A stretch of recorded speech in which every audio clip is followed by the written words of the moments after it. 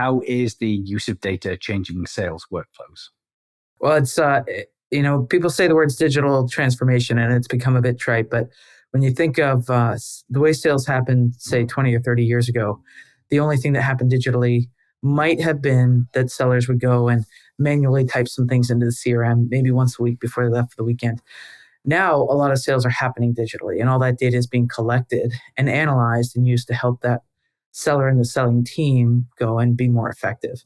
So we have records of everything from emails, of course, conversations like this one, things that are happening out there on the web, digital trails, and so on. And all of that can be put to use to help sellers sell better and provide a better buyer experience. That just seemed like absolutely terrible, the fact that you have to manually enter data into a CRM. Yeah, sellers needed it for sure. Yes. So I'm glad that most of that stuff tends to happen automatically. Can you talk me through exactly how is this helping, beyond a sort of general sense of we can sell better? How does data impact the sales process?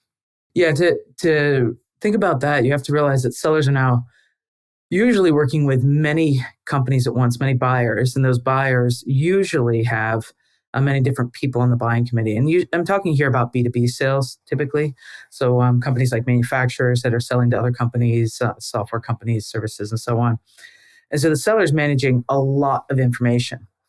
And they're not only managing information, direct interactions with that buying group, but that buying group is out there on the web doing things like engaging in a chatbot or going to a review site or any number of things that's signaling their intent or their engagement in the process.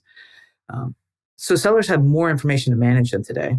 So the first thing that sales technology is helping sellers with is simply managing all that information, bringing together everything in one place.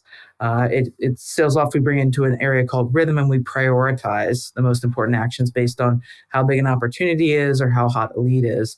So really a lot of it is taking that administrative load of, well, let me go over here and check this system or go over here and check that system. So that's the first major way, is just reducing an administrative load.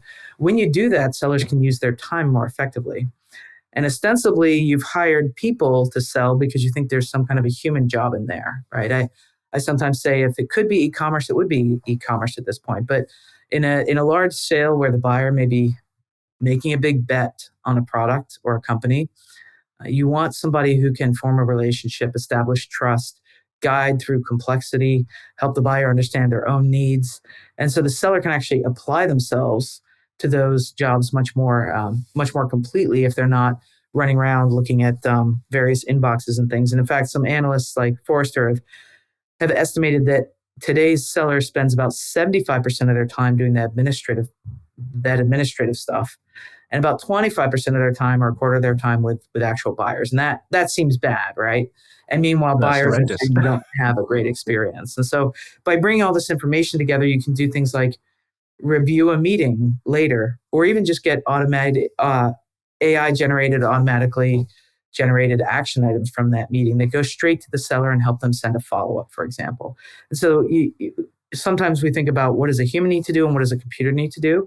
And we're getting to a place where the computer is helping more and more so that the human can do those human things.